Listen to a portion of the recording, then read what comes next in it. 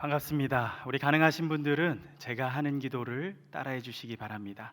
오른손을 가슴에 얹고 제가 하는 기도를 따라해 주시기 바랍니다. 하나님 나와 함께 하시니 나는 아무 염려 없습니다. 하나님 나를 자랑하시니 그에 합당한 삶을 살겠습니다. 주님 내게 말씀하소서. 종이 듣겠나이다. 아멘. 하나님께서 사랑하시는 청년들과 말씀을 함께 나눌 수 있도록 인도하여 주시니 감사합니다. 주님께서 우리에게 말 걸어 오실 때에 우리의 온 존재와 우리의 영혼이 청종하게 하여 주시고 그 말씀에 반응하여 힘내어 우리에게 주어진 삶을 살아낼 수 있도록 인도하여 주옵소서. 감사드리며 예수님의 이름으로 기도드립니다. 아멘. 오늘 여러분과 나눌 말씀은 다윗과 골리앗의 이야기입니다. 어려서부터 이 이야기 얼마나 많이 들으셨습니까? 여름 성경학교에서, 주일 학교에서, 또 우리가 말씀을 읽을 때마다 익숙하게 읽어왔던 본문이 바로 다윗과 골리앗의 이야기입니다. 너무나 익숙하다 보니까 이 말씀의 속에 숨어 있는 진리를 놓칠 때가 있지요. 오늘은요, 그 안에 들어있는 한 가지 진리, 그 진리를 붙잡고 여러분과 함께 이야기를 나누려고 합니다. 블레셋이라는 족속이 있습니다. 이 블레셋의 기원을 살펴보니까요, 이 블레셋은 에게해에서 발현했다라고 이야기하고 있습니다. 에게해가 어디입니까? 바로 그리스 지역을 이야기하는 것이지요. 그 지역에 미케네 문명이라고 있었습니다. 이 미케네 문명의 사람들이 해양 민족이 되어서 이동을 하게 되는데 육로로 이동을 하고 또 바다로 이동을 하다가 이집트에 이르게 되었고 또 이집트와 람세스 3세와 함께 전쟁을 하다가 가나안에 정착하게 된 것이 바로 에게의 해상 민족의 이동이라는 역사를 통해서 알 수 있죠. 이들은요, 그리스의 전신이었습니다. 여러분, 그리스 민족 하면 우리가 잘 알고 있죠. 그들의 전투 장면은 우리가 영화에서 종종 보아왔습니다. 또 후대의 일이지만 알렉산더의 이야기도 우리는 잘 알고 있습니다. 그리스 보병 하면 무엇이 떠오릅니까? 팔랑크스 전술이라는 것이 있습니다. 아주 길게 항오를 맞추어 대열을 갖추고 긴 창을 들고 쓰는 것이지요.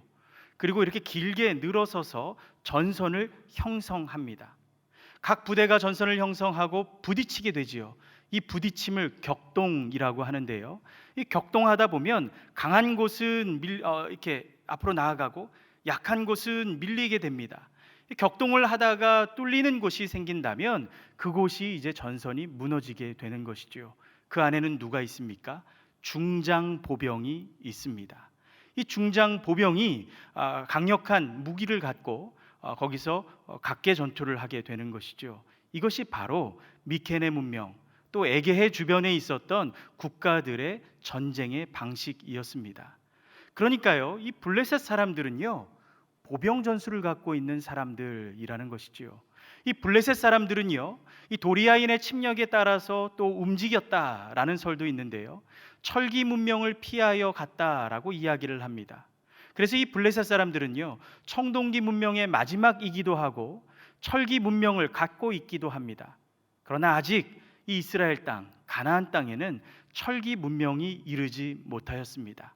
그러니까 블레셋 이 전사들이 갖고 있는, 이 블레셋 사람들이 갖고 있는 전술과 전략과 무기가 얼마나 가나안에게 위협이 되었겠습니까? 여러분, 지도 자료를 한번 보았으면 좋겠는데요. 첫 번째 지도 자료, 잘 보이진 않지만 여러분 보시는 곳의 왼쪽이 지중해입니다. 이 지중해변에 보면요, 5개의 블레셋 도시 중에 위로부터 아스돗이 있고 에스글론이 있고 가사가 있습니다. 또 해발 100m 그 즈음에 200m가 되지 않는 즈음에 보면 에글론과 가드가 있는 것을 볼 수 있습니다. 우리 횡단의 지도를 한번 또 보았으면 좋겠는데요. 다음 사진을 한번 보여주십시오. 한번 보세요. 왼쪽에 지중해가 있어요. 그리고 산이 형성이 되어 있습니다. 아프리카판과 아라비아판이 부딪히면서 솟았다가 가운데가 가라앉은 것이 이스라엘의 지형인데요. 이 지중 해변부터 한 200m까지 올라가면 이제 비가 내리기 시작합니다. 여기를 쉐필라 평원이라고 이야기하는데요. 이 평원부터 이스라엘의 지역이 시작이 됩니다. 서쪽 산악지대라고 이야기하죠. 무엇을 이야기합니까? 블레셋은 평야의 민족이라는 거예요. 그들이 갖고 있는 전술과 그들이 갖고 있는 보병과 그들이 갖고 있는 전차는 평야에서 운영이 되게 되어 있습니다. 반면 이스라엘은 어디에 거주합니까? 쇠필라 평원 이후에 위에서 살아가고 있습니다. 산악의 민족이라는 거예요. 산악에서 살고 있어요. 그러니까요, 이 두 나라는요 결코 싸울 수가 없습니다. 왜 그렇습니까? 평야의 전술과 산악의 전술이 다르기 때문입니다. 이 평야에서는 보병 전술로 나아갈 수 있어요. 그러나 산악의 사람들은 이 평야로 내려오면 전쟁을 할 수가 없습니다. 그들이 갖고 있는 전술이 다르기 때문이죠. 산악에서는 무슨 전술이 있습니까? 게릴라 전술이 있습니다. 그러니까요, 전쟁이 일어나는 지역은 어디예요? 바로 산악과 평야가 만나는 쉐필라 평원에서 전쟁이 이루어지는 것이지요.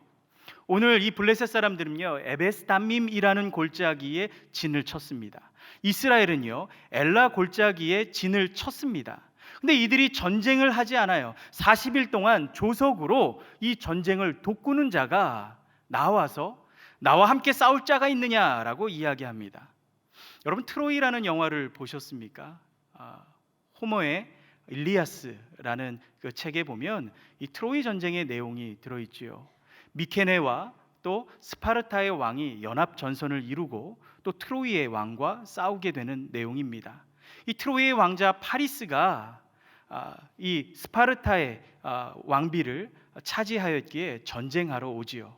그리고 팔랑크스들이 줄을 씁니다. 보병 전술로 전선을 형성했습니다. 그러나 쉽게 전쟁을 하지 않죠. 왜 그렇습니까? 전쟁을 하면 너무 많은 사륙이 일어나기 때문입니다. 너무 많은 손실이 있기 때문입니다. 그래서 이들은 어떤 전쟁을 취합니까? 챔피언 결전정을 합니다. 우리 안에서 가장 강한 자가, 너희 안에서 가장 강한 자가 1대1로 전쟁을 하는 것이야. 결투를 하는 것이야. 그래서 그가 이기면 조공을 바치고 물러나게 되는 것이야 라는 것이죠. 사륙이 일어나지 않습니다. 손실이 없습니다.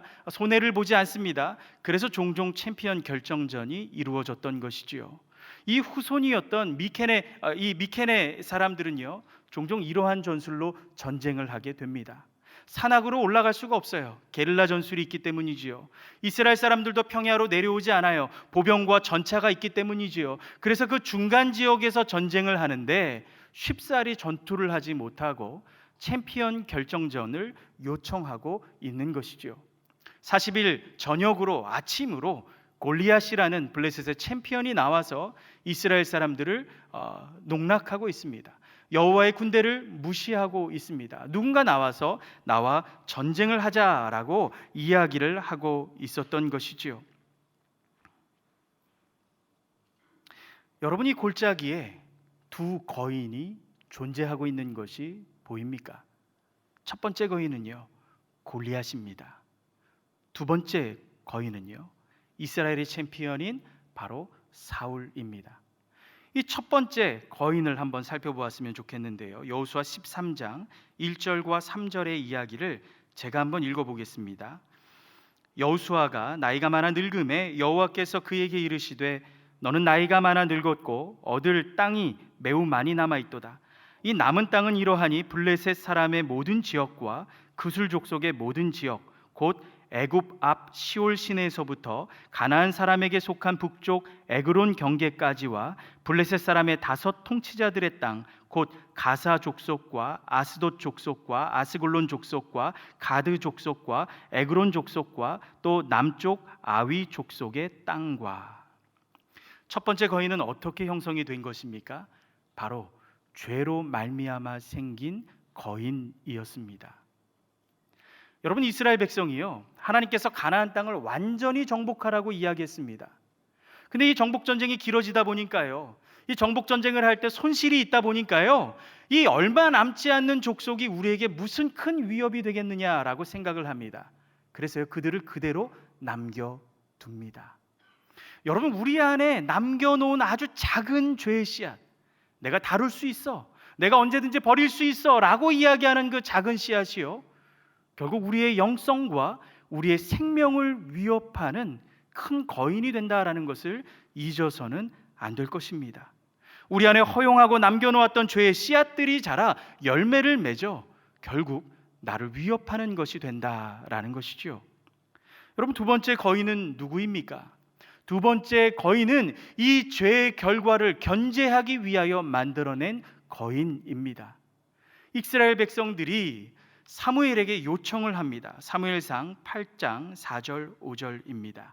이스라엘 모든 장로가 모여 라마에 있는 사무엘에게 나아가서 그에게 이르되, 보소서, 당신은 늙고 당신의 아들들은 당신의 행위를 따르지 아니하니 모든 나라와 같이 우리에게 왕을 세워 우리를 다스리게 하소서 한지라.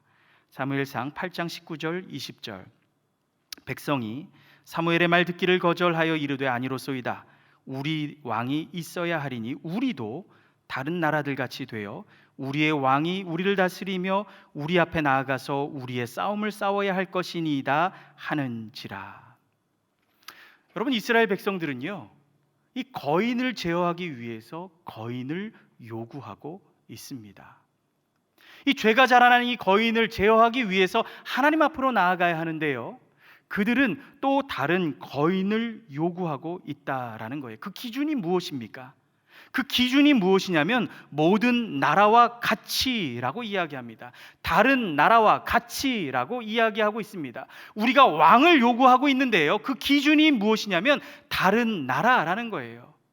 이 블레셋의 5방백과 같이, 블레셋의 5나라와 같이 우리도 왕이 있어야 합니다라고 이야기해요. 그러니까 이스라엘의 왕의 기준은 누구입니까? 블레셋입니다. 이스라엘의 왕의 기준이 누구이냐면 이스라엘 주변에 있는 나라의 왕들입니다. 이스라엘의 왕은요, 그들에 비견하여 세워야 한다라고 이야기하고 있는 것입니다.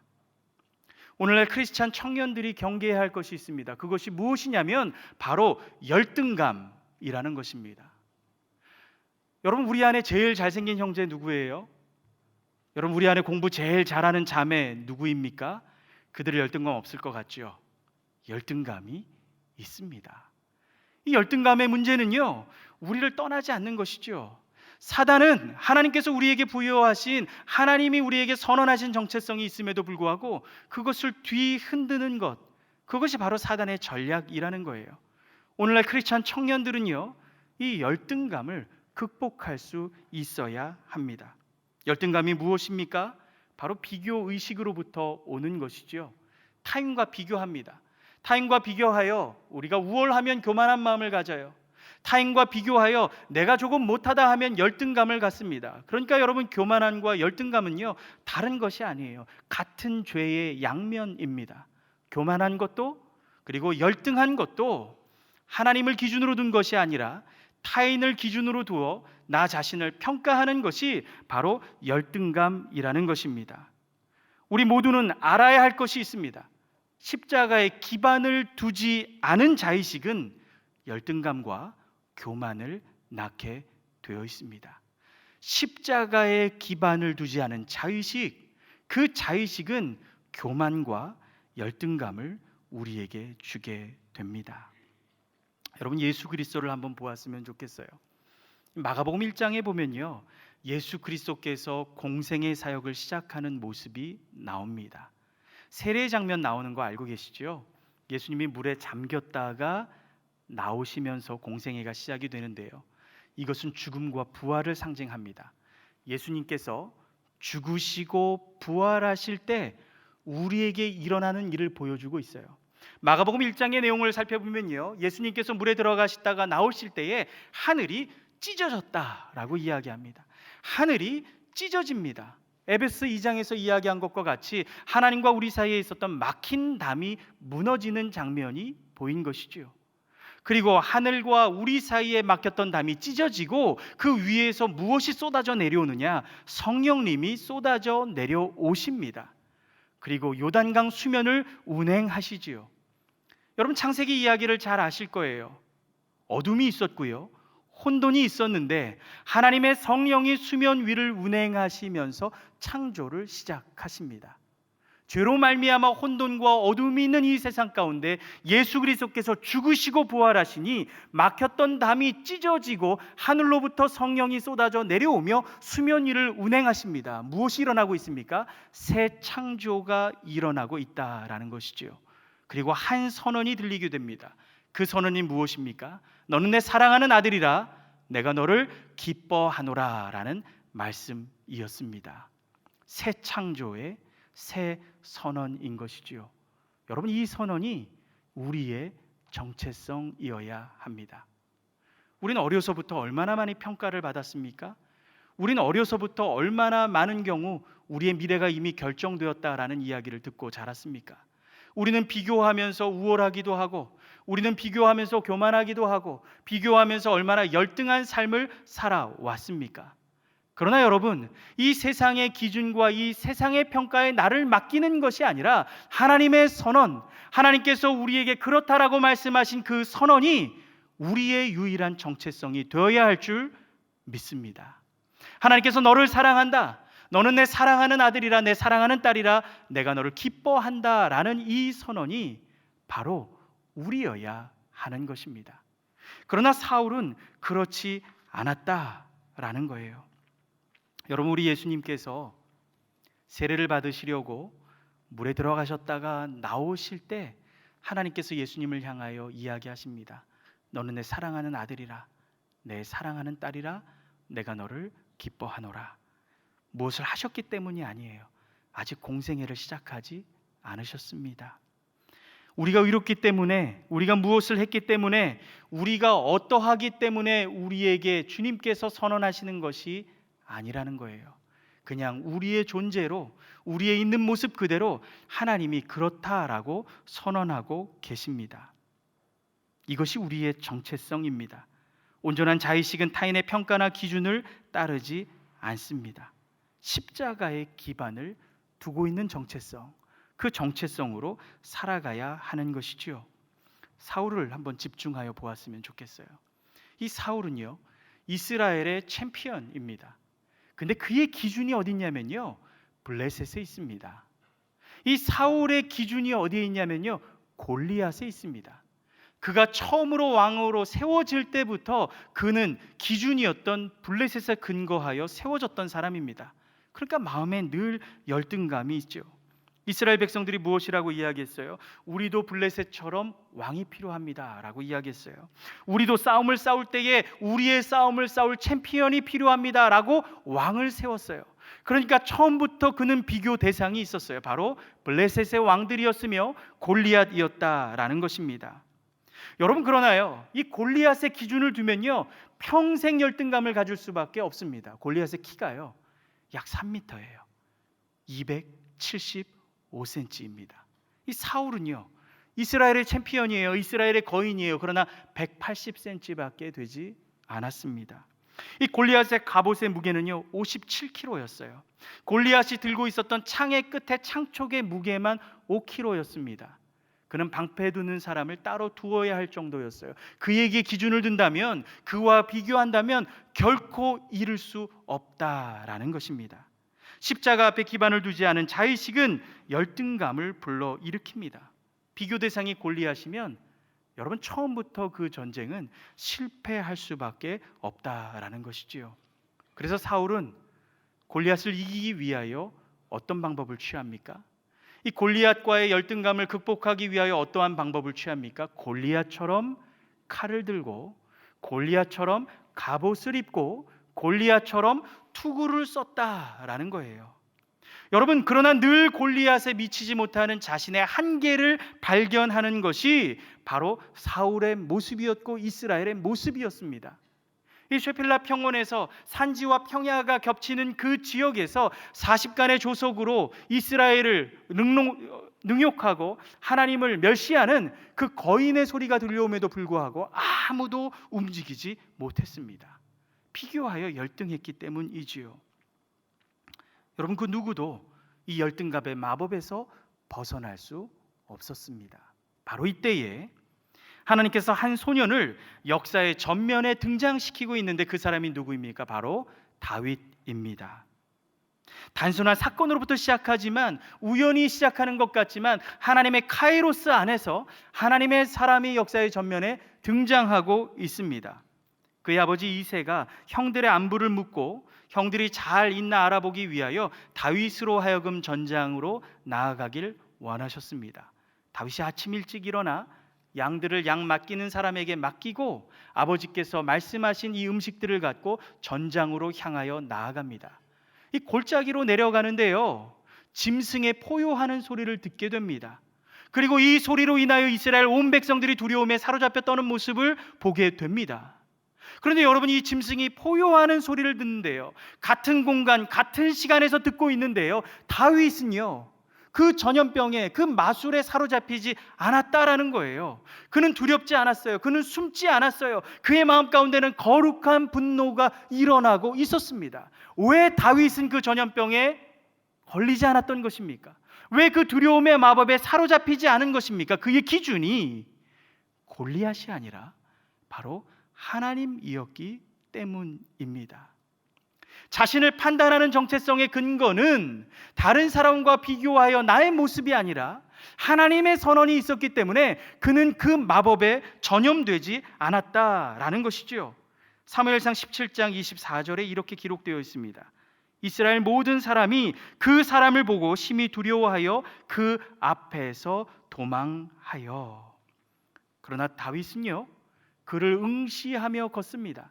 그의 포효하는 소리를 들으며 이 가슴 가운데 거룩한 분노를 일으키며 나아갑니다. 여러분, 26절을 살펴보면요 역사상 첫 번째 다윗의 육성이 등장합니다. 이 다윗이 첫 번째 말을 하는데요, 그 첫 번째 말이 얼마나 멋있는지 모릅니다. 이 할례 받지 않은 블레셋 사람이 누구이기에 살아계신 하나님을 모욕하느냐. 그는 거인을 본 것이 아니에요. 거인의 투구와 창과 칼과 방패를 본 것이 아닙니다. 더럽혀진 하나님의 이름과 하나님을 모욕하는 짐승의 포효를 보고 들었을 뿐입니다. 두려움과 열등감이 온 골짜기에 퍼져 있는데 같은 시간 같은 공간 안에서 전혀 다른 해석을 하고 있었던 한 사람이 있었어요. 그의 시선이 하나님께 고정되었기 때문입니다. 그의 기준은 타인이 아니라 바로 하나님이셨죠. 그때요 첫째 형 엘리압이 등장해요. 다윗은 8째 말째였거든요. 첫째 형 엘리압이 오더니 아주 화가 난 상기된 목소리로 그의 동생을 꾸짖습니다. 사랑하는 동생이 전쟁터에 왔어요. 이 어린 동생이 전쟁터에 왔는데 계산을 해봐도 아무리 짧아도 10년 차, 또 길면 한 20년 차 되는 동생이에요. 그러니까 첫째 형이 막내 동생을 볼 때는요 부모가 자식을 보는 마음으로 보아야 합니다. 근데 이 형은 그렇지 않았어요. 17장 28절에 보니까요 큰형 엘리압이 다윗이 사람들에게 하는 말을 들은지라 그가 다윗에게 노를 바라여 이르되 내가 어찌하여 이리로 내려왔느냐? 들에 있는 양들은 누구에게 맡겼느냐? 나는 내 교만과 내 마음의 완악함을 아노니 네가 전쟁을 구경하러 왔도다 라고요 형이 동생을 혼내고 있습니다. 여러분, 사실 엘리압도 거인이에요. 사무엘이 이새의 집에 왕을 구하러 갔을 때에 엘리압이 왕이라고 생각했어요. 엘리압 정도면 블레셋의 챔피언과 맞짱 뜰 수 있을 것 같다라고 그의 외모만 보며 사무엘이 결정을 하였습니다. 이 엘리압의 머리에요 왕의 기름 부음의 뿔이 뚜껑이 열렸었어요. 그리고 기름을 부으기 직전에 하나님이 물어보시라고 이야기했어요. 아니다 사무엘, 사람은 겉모습을 볼지 모르는데 나는 중심을 본단다 라고요. 내 머리 위에 왕의 기름의 뚜껑이 열렸었는데 그것이 지나갑니다. 그리고 누구에게 그 기름이 부어져요? 막내에게 부어졌어요. 그러니 그 마음 가운데 얼마나 열등감이 생기겠습니까?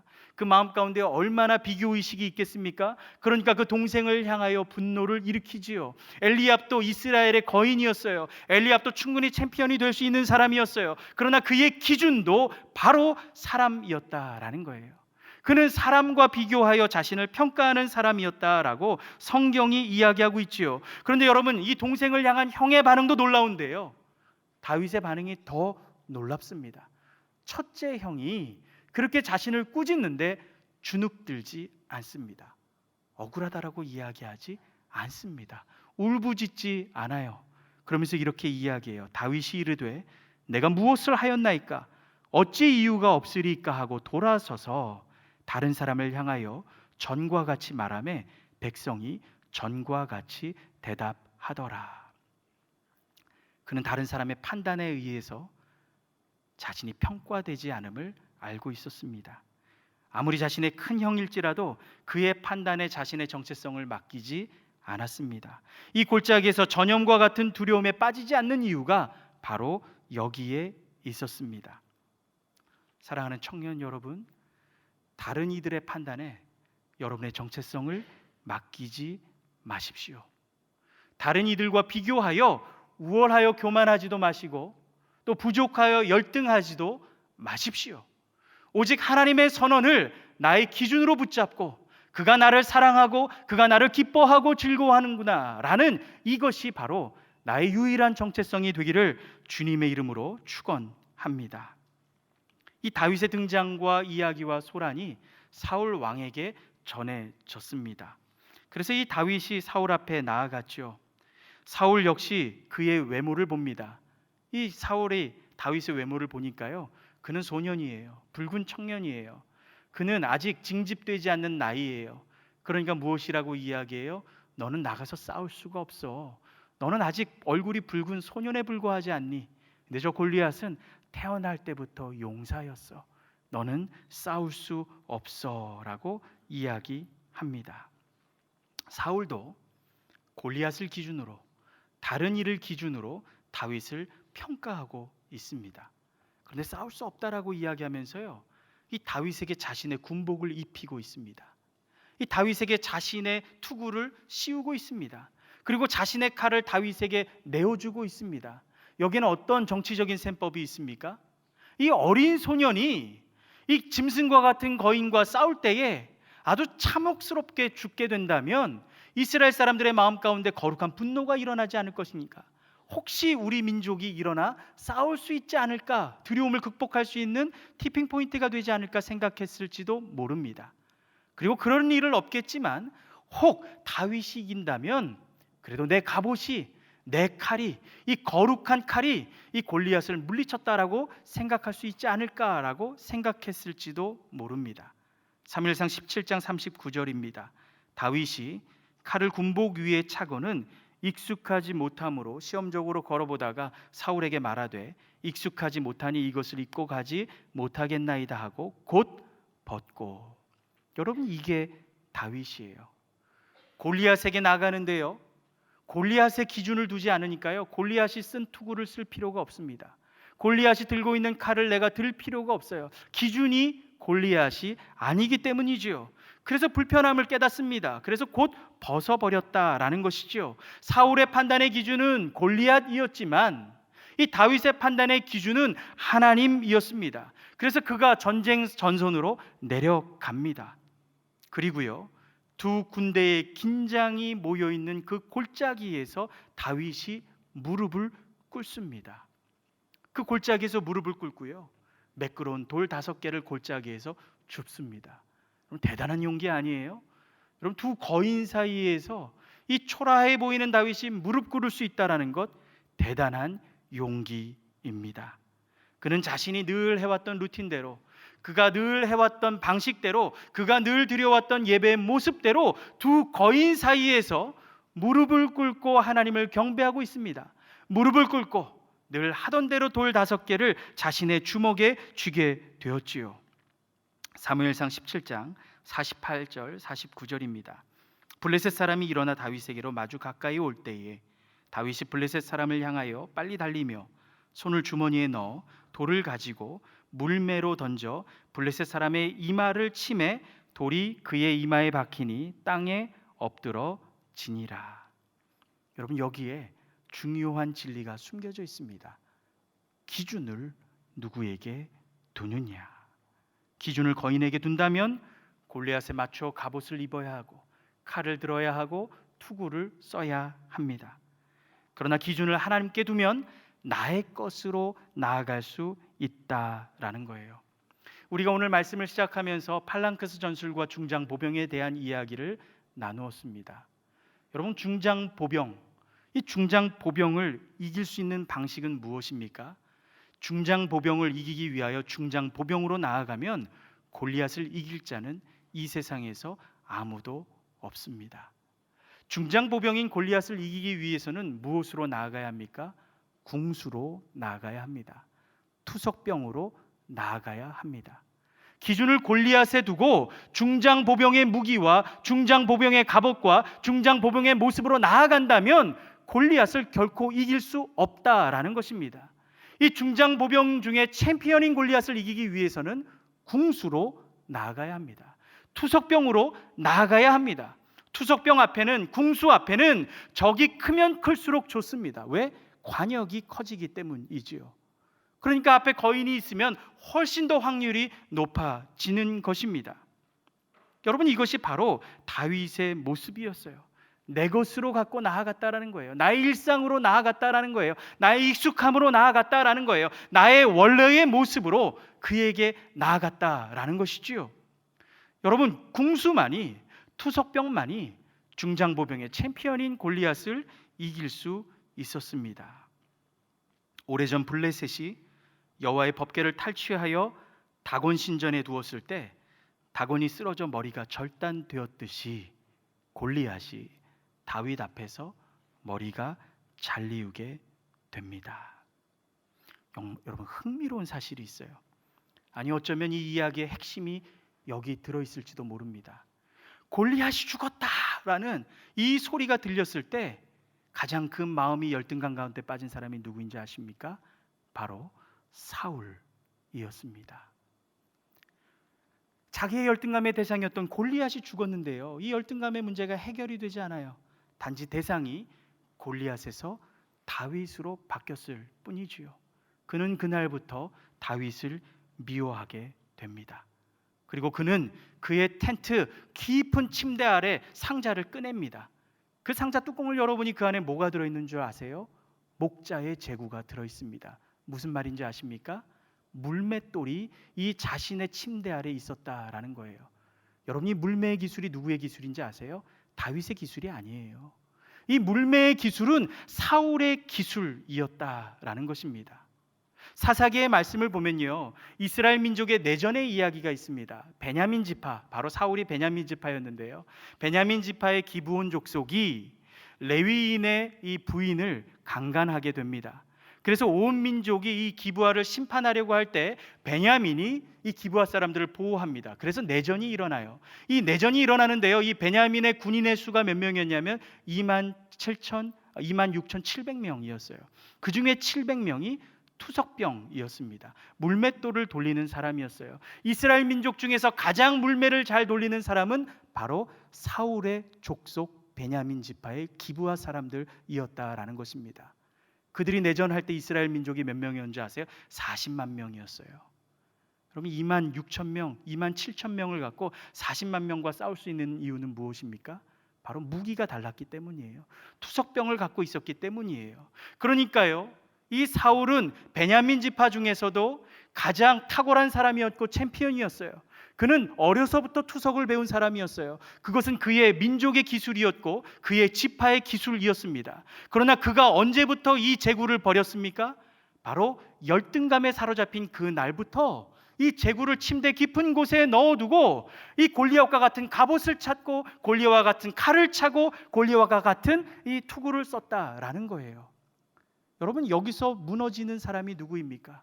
골리앗뿐만 아니라 바로 사울도 무너지게 되었다라는 것이지요. 사울은 자신이 제일 잘할 수 있는 기술을 갖고 그곳으로 대항하지 못했어요. 하나님께서 이 땅 가운데 왕으로 세우셨음에도 불구하고 기름 부으신 하나님께 기준을 두지 못하고 오히려 다른 것에 기준을 두었을 때 그는 실패하고 말았습니다. 그는 다윗의 승리를 보고 쓰러질 수밖에 없었죠. 오늘 두 거인이 쓰러지고 있습니다. 그리고 겸손하게 이 계곡의 시냇가에서 무릎을 꿇은 한 소년이 있죠. 그 소년은 물가에 비친 자신의 모습을 보게 됩니다. 다른 거인이 등장하고 있는 모습이지요. 사랑하는 청년 여러분, 하나님께서 우리에게 주신 정체성이 있습니다. 세상의 많은 기준이, 세상의 많은 점수가 우리를 평가하고 있지요. 그러나 우리가 기억할 것이 있습니다. 나의 기준은 다른 이들의 평가에 있는 것이 아니라, 다른 사람에게 있는 것이 아니라, 오직 나를 향하여 내가 너를 사랑한다, 내가 너를 기뻐한다 라는 그 하나님의 선언에 있음을 여러분 마음 깊이 새기시기를 주님의 이름으로 축원합니다.